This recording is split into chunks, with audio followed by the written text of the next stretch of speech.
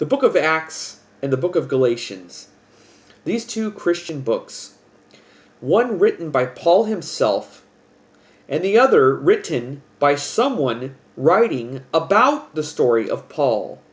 It's almost like the gospel of Paul, so to speak. That's what I consider it, because it's mainly about Paul. It's called the Acts of the Apostles, but the book of Acts is mainly painted around Paul.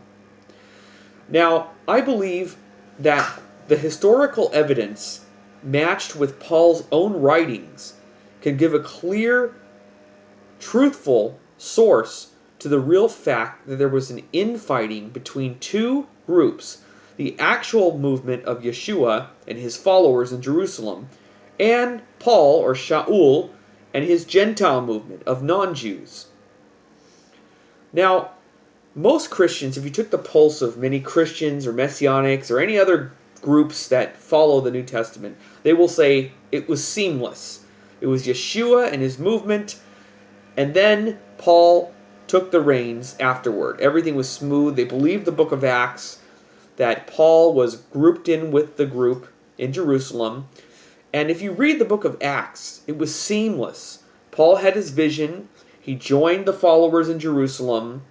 And he was very tethered or connected, where he had to report to the disciples what he was teaching, and even brought in to question him about certain teachings or things they were hearing about him. He had to report to James or Jacob, the brother of Yeshua. Now, in this brief video, I'm going to show you why the book of Acts is very problematic. Why is it problematic? Because the book of Acts was not written by Paul. The book of Acts, according to most scholars of the highest honor in Christian scholarship, as well as Jewish scholarship, know that the book of Acts was not written by Paul himself, but about Paul. The same author that wrote the book of Luke also wrote the book of Acts, according to all highly esteemed Christian scholars. This is a truthful statement. You can look this up for yourself. Many believe that the same author of Luke also wrote the book of Acts. We don't know who wrote it, but the point is, the book of Acts is about Paul. Now, the book of Acts is dated by Christian scholars. Again, this is not the Jewish census. By Christian scholars, the book of Acts is a very late book, written about the year 100 to 120. Very late. Now, the book of Galatians, which we're going to speak about right now, the book of Galatians and the writings of Paul were in the 40s and 50s, way before the book of Acts. And they were written by Paul himself, at least 7 of them for sure, scholars understand, and don't dispute the fact that Paul absolutely, without a shadow of a doubt, wrote 7 of the majority of the Pauline letters, without question. That being said, in the book of Acts, it paints a picture. He had his vision. He joined the movement of Yeshua, the followers. He was baptized, and he joined them, and he was very tethered to the group, very tethered. And he reported to them. If you read the book of Galatians, Paul himself, from chapter 1 through chapter 4, he tells the story about what actually happened from his own words. And in his own letters, especially in Galatians, he says exactly what happened. He states, for example, in chapter 1 and chapter 2, that he had his vision. Afterwards, he went to the deserts of Arabia, disappeared. We don't know what happened to him for 3 years after his vision. Now think about this. He claims to have been a persecutor of the church, of the movement in Jerusalem. He knew where they were. According to him, he was a persecutor over them, which is problematic in general. The whole claim that he makes of being a Pharisee of Pharisees and a persecutor of Christians. But that being said, he knew where they were, and you would think, after having a vision of Jesus, anybody with a normal brain would say, I need to meet up with this group and find out what Jesus taught, what he was teaching. What do they know? Right? I would. If anybody had a vision, you would go to the people who lived. Now, Paul never met Jesus. It's very important. Paul never met Yeshua or Jesus, ever. He admits this. He only speaks about having visions of Jesus giving him the reins, or giving him this entrusting to preach to the Gentiles. In his own letters he says, "No, I didn't go to Jerusalem." I wonder why he's boasting about this. He goes, "No, I did not go to Jerusalem." He says, "I went to the deserts of Arabia." He disappeared for 3 years. And after those 3 years, he says that he only went to Jerusalem for approximately 15 days, and he only met up with 2 of the followers of Yeshua. He met with Peter, and he met with James, as he declares, the brother of the Lord, Yeshua. He met up with them for approximately 15 days. Then he states that he disappeared again for 14, I repeat, 14 years disappeared out of Israel. Then claiming he came back to Israel and he confronted Peter to his face, or opposed him to his face. There was a problem. Let's get back to the point here. The fact of the matter is, Acts tells a very different story. He has his experience, he goes straight to Jerusalem, he joins the group, they work together, he's tethered to the group, he reports to them.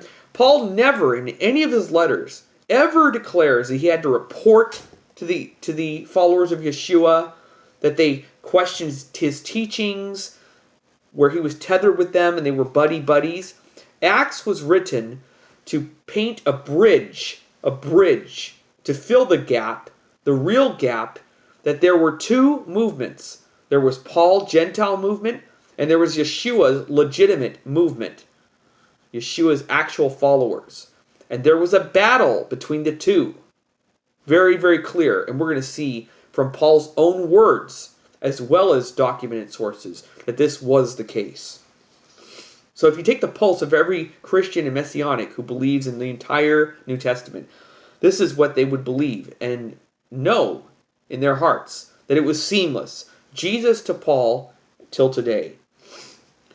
The first clue that we get that this is not the case is with Paul's own words. Paul would go from place to place, preaching what he repeatedly called my gospel. He called it my gospel. My gospel. He says in his own letter in Galatians that he did not get this from any human being. He said whatever he got was directly from the Spirit of Yeshua, from an angelic force, not from physically. He's trying to basically say, I did not get this from the disciples. I didn't get it from the followers. I got this directly from God. Now what's very obvious here is that in a lot of his letters, most of his letters, he's always on the defensive a lot. He's constantly on the defensive, defending himself against another group, followers of Yeshua, or the Jesus movement. And this is very, very obvious.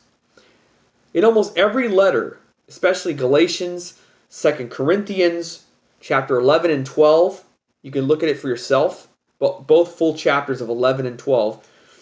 He's constantly fighting back against these other teachers of the Jesus movement or Yeshua movement, because he's constantly pushing back, and he's constantly telling his students over and over, don't listen to those people. Over and over again. He also calls them teachers of another gospel. This is something you see many times. For example, in 2 Corinthians chapter 11, read the whole thing. Chapter 12, the whole thing. He's saying, teachers of another gospel. Don't listen to them. They're trying to confuse you. It's constantly coming up, confusing you over and over and over again. He's also very defensive, always trying to defend himself. And he protests constantly. It seems as if this other Yeshua movement, another group, who had another gospel as well. He also says, teachers of another gospel. He was protesting too much. And it's obvious that these other rival teachers were calling him out as a fraud and a liar. Why do I say this? Because he's constantly protesting so much. He's constantly saying, I'm not lying to you. I'm telling you the truth. I'm not lying to you. Constantly. Now, you don't find Isaiah or Ezekiel or any other prophet saying, listen, folks, I'm not lying to you. I'm telling you the truth. But Paul is constantly defending himself and saying, I'm not lying to you. I'm telling you the truth. I'm not lying. So what we see here is that it's very, very clear, just by his own letters, that it was not smooth sailing, that he did not get an easy ride. Now, who could these rival teachers be? Who could these other members of Yeshua movement with another gospel, who can they be? And why would they be calling him out as a liar? Why would they be challenging what he taught? And why are they so important for Paul to mention several times in such a defensive manner? Very defensive. He calls them rival teachers many times. And a few times mockingly as super apostles. He says, I do not think I am inferior to these super apostles. You find this and look for yourself, 2 Corinthians chapter 11 and 2 Corinthians chapter 12. There are other passages. Those two chapters are very interesting. Constantly, I am not inferior to these super apostles. He says, are they Hebrews? So am I. Are they Israelites? So am I. Are they ministers? Listen carefully. Ministers of Christ? So am I. He eventually says, I speak as a madman. I am more. The point of the matter is, what Christians and Messianics will do is they will say, no, he is not talking about the disciples. Again, you don't understand. What I say is this, enough. Cut the nonsense. If Paul was that important, where he was literally leading the movement of the Gentiles, and these people were nobodies, why even mention them? Maybe once in passing. Oh, by the way, there's these heretics, these nobodies. Don't listen to them. Moving on. We don't see that in his letters. We see him constantly saying, losing his mind, saying, why turn you? Why turn you to these weak and worthless things, the Torah? That you are binded, chained to orders, the Torah. These mutilators of the flesh. Oh, how quickly you are turned.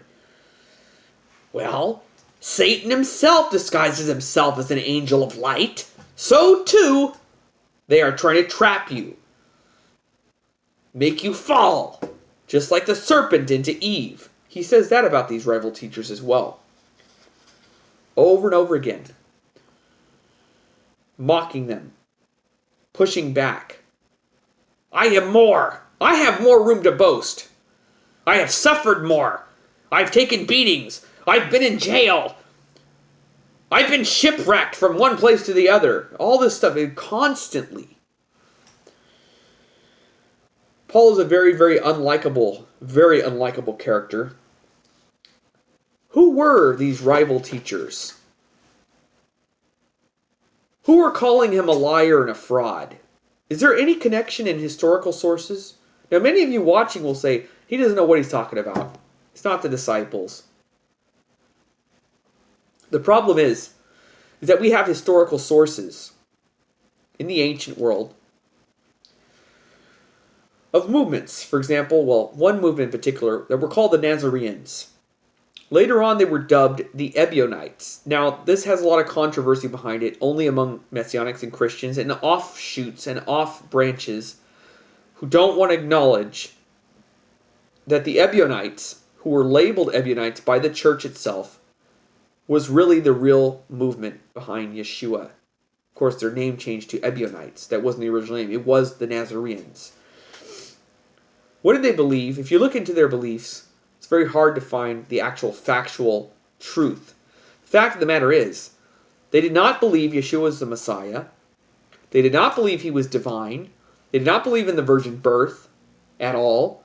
They did not believe that he died for your sins. They did not believe in the resurrection. None of it.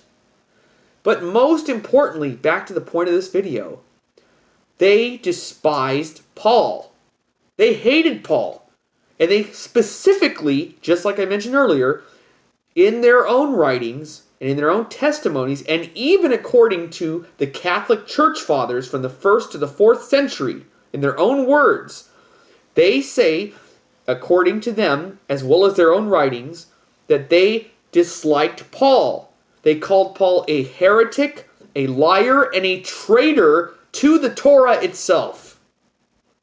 This is not hard to find. You can look this up for yourself. It's very easy to find. So we have 3 sources that show exactly what I'm talking about. We have Paul's letters. We have the historical documentation of the Ebionites and their beliefs. And we have the church fathers who wrote in their books. For example, one of the books was called Heresies, where they wrote about this Jerusalem-based movement. What did they believe? They believed that after Yeshua died, that Jacob, James, the brother of Jesus, led the movement for 30 years. Josephus speaks about this. Philo speaks about this. This is well documented. James was a leader of the movement, not Paul. They did not like Paul at all. They despised him. And Paul hated them. And there was a fight between 2 sides. Paul and the Gentile movement and Yeshua's movement. At the end of the day, Paul's movement won. Why is this? It's very simple. The Jewish movement expected you to be Jewish. You had to get circumcised. You had to follow the Torah. You had to live as Jews, worshiping one God, the God of the Hebrews.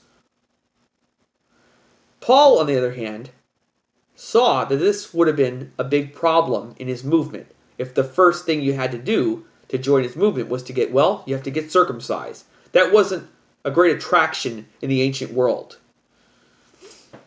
Neither is it today. But back then, it would have been worse. Keeping the mitzvot, Paul says, no, you don't got to do any of that. All you got to do is believe in the Messiah who died for your sins and was resurrected. If you believe in the Messiah, you'll be saved. You'll be joined in. You will be part of the tree, joined in and gathered, Gentile and Jew. All you have to do is believe. This was much more attractive to Gentiles than joining the Jewish sects of Israel. So therefore, in the end of the day, Paul won overwhelmingly. And the Catholic Church was born through Paul's movement, eventually. So at the end of the day, Paul won the battle. Now, though there's many, many Christian movements who branched off from the Catholic Church, this is the real story behind the real problems between 2 sides. Paul's team won, and the Ebionites' history and their beliefs disappeared in history as well.